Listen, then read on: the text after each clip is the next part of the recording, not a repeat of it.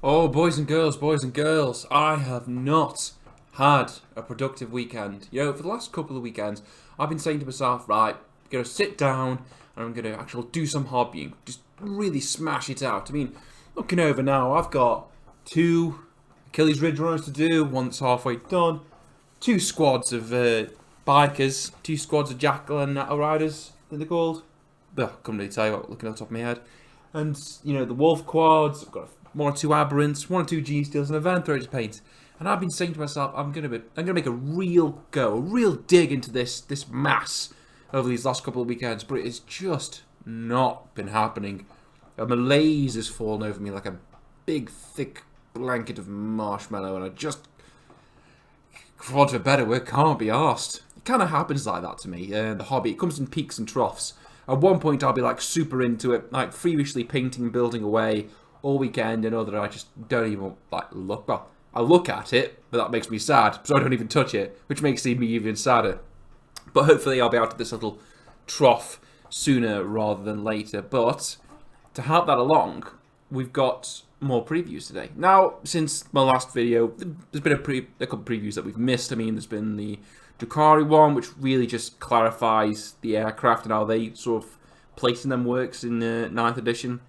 We've had both flavors of knights. We've had normal knights and pointy knights, and that's chaos knights, and how they can be included in, how they can be fielded without the cost of command points for whatever attachment you want to field them in. That's fine. We ain't going to go over that because that's probably already been covered by people more qualified to cover it than me, and I'm not qualified to cover fucking anything. I'm just rambling shit off, whatever. But today, the other army I love in 40k, Genestealer Cults, being an extension of the Tyranids, basically, they've got their preview. Now, it pretty much says the same thing that I expect most previews said. You still get to play Genestealer Cults the way you like to play them, i.e. sneaky, sneaky, stab, stab, jump out, eat your face, that kind of thing. But they've gone into how progressive objectives work, and actions, and most telling of all, I think, unit coherency. Now, unit coherency is the one I'm really intrigued in. I'm intrigued in it.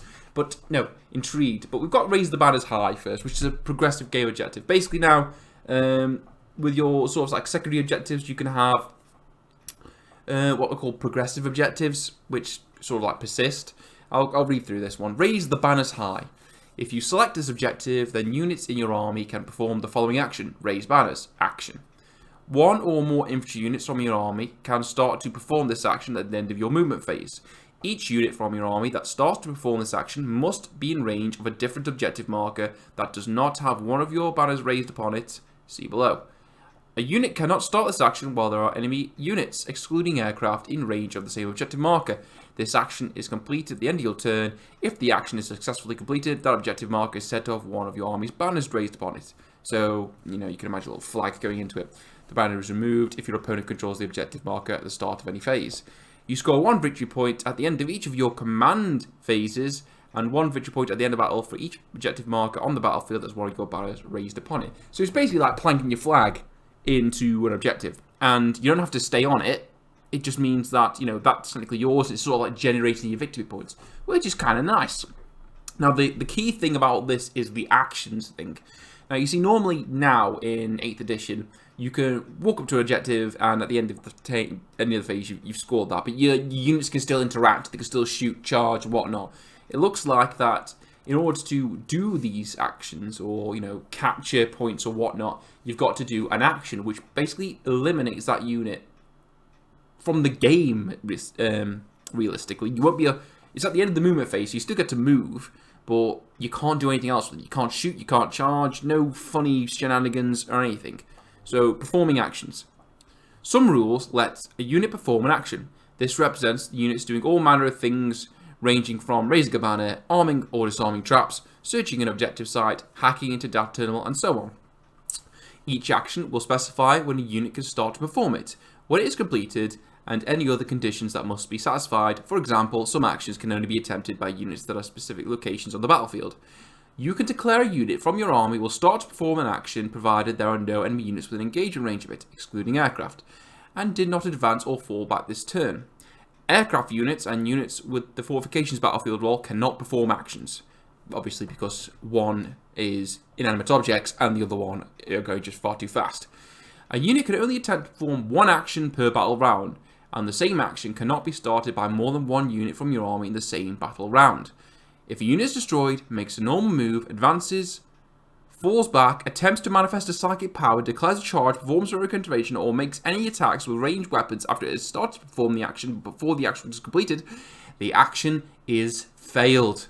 Otherwise, that action is successfully completed. A character unit cannot use any aura abilities whilst performing an action. If the action is failed, their aura abilities immediately take effect again.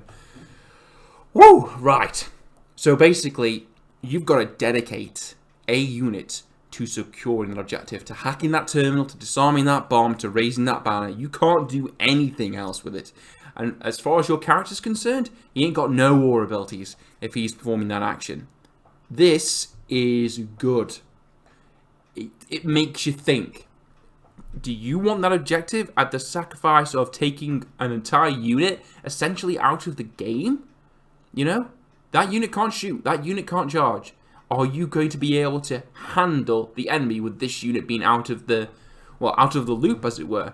I mean, are they exposed? Are they vulnerable to attack? Can you go without that character's aura ability? It forces you to make tactical decisions and think about battle strategy, which is good. Probably bad for me, because I can't think further than, yum yum, munch munch. Because, obviously, Tyranids. But, as far as healthy for the game goes, yeah, I like this. I like the fact that, like, you know, if you want to secure this objective, sorry, squeaky, you've got to dedicate to capturing it. Raise that banner, defuse that bomb, hack that terminal, whatever you want to call it, but you've got to give up an action of that unit to do it. So I am more than happy with that. I think that's thematic, I think that's cool, and I think that's healthy for the game, just in general. Now, moving on to this one. This is the sweet plum, in my opinion. Unit coherency. Now, unit coherency is something that I don't think in 8th edition or previous editions has been nailed down properly. I mean, people got a good crack at it, and, you know, you house rule your way around these things, but it's very open to grey area sort of thing, you know. Conga lining is the main offender here. People would obviously conga line, let's say, for example, a squad of gaunts, full squad of 30 gaunts can conga line from one objective to another, stretch all the way out, block off a battlefield edge, you know, prevent people from deep striking, all shenanigans like that. I know, because I've done it before. I'm guilty of that. I'm the piece of shit that does that. Fair enough. Excuse me. But yeah, all joking aside, that's a thing that happens. Not very thematic. Seeing a big, you know, squad of gaunts or boys or whatever they are just holding hands, like conga lining up and down the table. Not really in keeping with the whole, you know, 40k, grim dark, the future is only war, everything's horrible kind of thing. They're fixing it. Okay, I'll read this out. I think this is a good move for unit currency. A unit that has more than one model must be set up and finish any sort of move as a single group. So you can't voluntarily move out unit coherency. With all models within 2 inches horizontally and 5 inches vertically. That's the important thing there. It's finally discussing the verticality of unit coherency. With at least one other model from their unit. Excuse me, my voice is very dry. Just come back from work. Let me just have a quick sip of beer. Lovely. While a unit has 6 or more models, all models must instead be within 2 inches horizontally and 5 inches vertically of at least 2 other models from their unit. So the bigger the unit, the more you have to be in coherency with it. This is called unit coherency. If a unit cannot end any kind of move in unit coherency, that move cannot be made. Units are primarily moved in the movement phase, but they can also be moved in the charge and fight phase, but still, you cannot perform any action that will deliberately move you out of unit coherency. That's important. Some rules allow you to add model unit to a unit during the battle. Such models must always be set up in unit coherency. With the unit they are being added to. Sometimes there will be insufficient room to set up all models from that unit, or it will not be possible to set up all models so that they are in unit coherency. When this is the case, any models that cannot be set up are considered to have been destroyed. Fair enough, that's standard right now. So, that for me clears up a lot of grey area. 2 inches horizontally, 5 inches vertically. You can't start or end or make any deliberate movement that will end you out of unit coherency, whether that's moving, advancing, charging, or fighting. You can't do it. It's illegal, son. You can't do that. And it breaks it down into a nice little 3 boxes here. Unit coherency equals 2 inches horizontally plus 5 inches vertically. Cool. It's going to be a bit difficult navigating on some pieces of terrain. You know, I can very easily see some people camping on top of pieces of terrain where you can't charge them, and if you move into it, you break unit coherency. I can see that happening. Excuse me. But for the positives this brings to the game, I think those little negatives are outweighed. Besides, that's kind of thematic. You can't move them from that position because they're too dug in. They've got the high ground sort of thing. Fair enough. Each model must be in unit coherency with one other model from their own unit. While this unit has 6+ models, each model must be in unit coherency with 2 other models from their own unit. Right, and they give it in to another unit coherency check. I think this happens in the morale phase. Each player must now remove models one at a time from any units in their armies that are no longer in unit coherency as defined on page 198, until only a single group of models from that unit remains in play and in unit coherency. The models are moved, counted as being destroyed, but they are never triggered any results that are used when the model is destroyed. So, you know, they can't interact with any rules. Models are moved because this do not cause their unit to take another morale test. So, there you go. Fair enough. Yeah, I think from the way this is worded, this happens in the morale phase or whatever. You just do that quick unit coherency check. They're fine, they're fine, they're fine. Oh, wait, no, they're not fine. I've got to remove that, got to remove that, got to remove that. There you go. Now back into unit coherency. Fair enough. I really hope that those models don't count towards victory scoring purposes, because right now they kind of do, because they haven't specified that they don't. They've specified that obviously they don't trigger any rules like strength from death or anything like that from, you know, being destroyed, but do they interact with objectives? As this stands, yes they do, because they're not specified to not. And at the bottom there it says, remove models from units in your army that are not within unit coherency. Once all out of coherency models have been removed, the morale phase ends. So yeah, this happens in the morale phase. The player's turn then ends, unless the battle ends, the next player's turn begins. So this happens in the morale phase. That is, yep, that's pretty cool. And that is just clarifying coherency to the point of where there can't be, it's got to be next to no grey area with that. Super happy, fantastic, getting rid of all that grey area. Nice. And it gives a core stratagem here, near the end of the Genestealer Cults preview, emergency disembarkation. Basically, it says it's a command point. You use it if one of your transports is shot dead. Your unit's going to jump out and you roll like a d6 for each model, and it gets on a 1, it's dead. You know, that kind of thing. I mean, it's fair enough. I think this like stratagems exist like that already, but this is just like a core stratagem now, so that's fine, I guess. So, all in all, I'd say the Genestealer Cults for, you know, Genestealer culty stuff, it's fine. It goes into, you know, how cults sort of feel on the table. It's going to be a bit harder to pin down a unit, so you've got to really, you know, try and get multiple units in your charge, sort of thing. But for clarifying what actions are, how they're going to impact the game and unit coherency, I'm more than happy with how that is. Now, we've also had, and this is only quite recently, got an Indominus face-off, which is basically 2 units from the Indominus box set that are going to go, you know, and punch each other. And it looks like it's going to be aired live, I think. I think. I mean, I don't know, but I was really more concerned with the stats of the squads that they released. Right.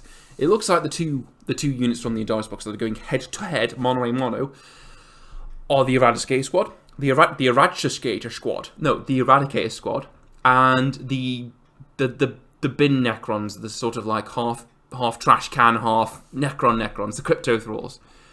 Okay, I've sent the information to our resident Necron boffin, Jamie, and he's processing it as we speak. But first, we've got the Eradicator squad.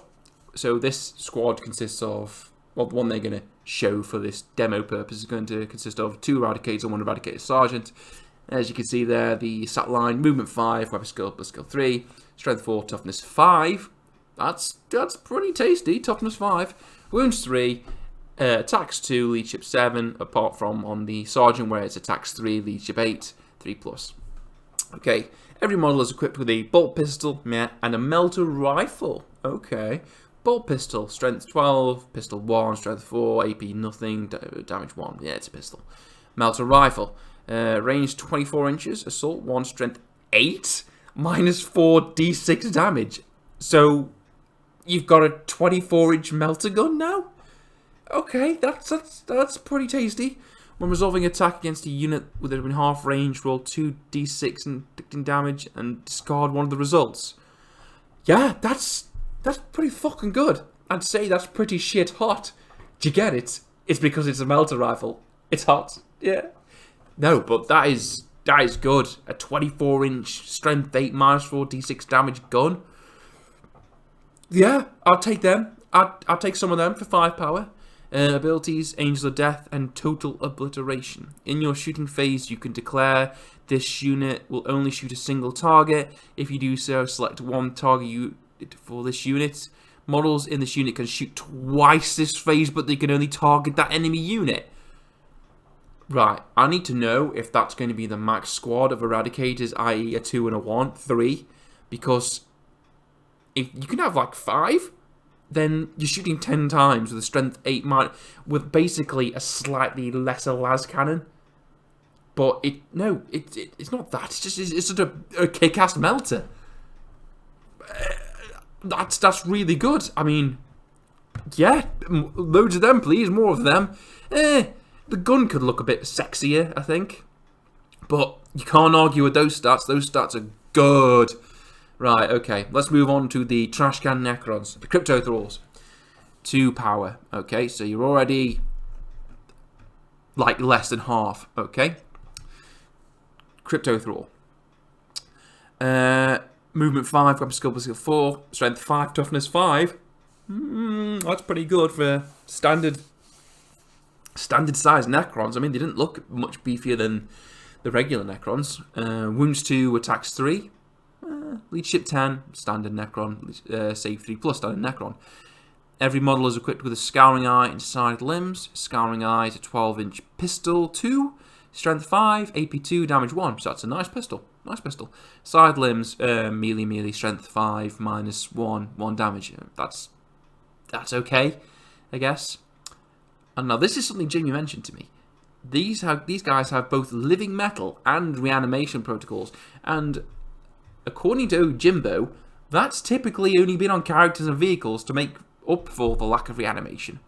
So, if living metal is the same, these guys are going to be regenerating wounds and can reanimate. That's pretty cool. Okay. Bound creation. In a Battleforged army, you can include 1 Crypto Thralls unit in a detachment. For each Cryptech unit in that detachment, Crypto Thralls do not take up any slots of the detachment. So, that's pretty cool. They're essentially free detachment purposes. Protectors aura.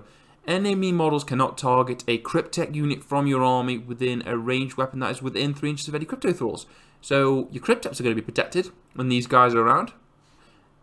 I don't know how many of these guys you can have. Is it just like maximum 2? Fair enough. Systemic vigor. Okay. Models in this unit change their weapon skill and ballistic skill characteristics to 3+, and their attack characteristics to 6, while they're in 6 of any friendly Cryptechs. Right, okay, so that's gone to 6 attacks apiece, 12 attacks for 2. Yeah? Yep, that's pretty good. That's pretty good. So these guys will be able to chop straight away through hordes. So yeah, this looks like this fight's going to go down. When is it going to go down? Saturday. There we go. It says, well, if the Crypto Thralls are starting at range, then they don't stand a chance. But I wouldn't want to be in combat with them. That's a lot of attacks. But then again, they're on their own, so they don't have the bonus to the attack. So they're still only 2 power. So in theory, the Eradicators should, eradicate them, for want of a better word. If there's going to be a preview this Saturday, I'm going to be tuning into it, because I can imagine it'll be quite interesting. Now, that being said, boys and girls, I spotted something. Now, I don't know if it's just me that I spotted this. It's probably not. There's probably been loads of people up and down the internet when the preview first came on that spotted this. But basically, there's a piece of artwork. I'm just going to fish it up for you now because I'll be well chuffed if I'm not. I can't even make that boast because I know that I'm not the only one. But yeah, there's been a piece of artwork that's been put up on the GW website. I'll fish it out. And right, sorry, boys and girls, I had to pause then just to dig this image out. It was in my WhatsApp stream. It seems to have been taken down from the GW workshop, no, GW page at the moment. But look there, look at that little bit of circling I've done there. That thing there, I was like, I swear I've seen that somewhere before. That particular Necron construct, I've seen that somewhere before. And then it hit me. Hang on. Oop, no. Sorry. Sorry, guys. There, that image, the leaked image of the actual Necron range. I'm like, wait a second. That there in the back. Quickly, enhance image. That's a new model. Those three pillars there at the back, I know I've only highlighted two, but the one on the right as well, they are all, they're all new pieces of Necron terrain. They've got to be. It's like, there's no other thing for it. I can't be the only one to have noticed this. I mean, I know we've got, the Catan there and all the new shininess in the foreground, but we've got 3 variations of brand new Necron scenery right there, staring us in the face. And we can't have missed it. I must be really late to this party, and everyone's like, yeah, of course, Ben, we saw that ages ago. Duh. We saw that when this image just leaked and we dissected it. We knew that, but I couldn't believe I didn't pick it up. 3 images, 3 pieces of Necron terrain, all the same piece. It looks like going from right to left. You can sort of see it's the same thing, but sort of maybe the one on the right is the obelisk or whatever it is, for want of a better word, encased, and going obviously across, it's got bits dropped off it, and then that's the one fully exposed there on the left. Very, very interesting. Will those all have the same rules? It's just obviously you can build it to look different ways, or will it sort of have different rules depending on how exposed it is? Maybe, maybe not, but I thought that's a quite interesting point to end on. Yeah, anyway guys, that's it for me today. I'm sure we'll have plenty more previews through the week. Yeah, let me know what you think in the comments below. Are you happy about the unit coherency thing? Do you play Genestealer Cults, and you're interested in what obviously the article has to say? And did you spot this? Because I didn't. I don't think me, Jamie, or Chris did spot this. Well, actually, I think Jamie might have mentioned it, but I probably wasn't paying attention. But yeah, very, very interesting. Sorry if it sounded broken up halfway through the video, guys. Well, not halfway through, near at the end. Like I say, I was just trying to fish out these pictures. But yeah, leave your comments, guys. Thumbs up, thumbs down, all that good stuff. And I guess I'll catch you all next time. See you later.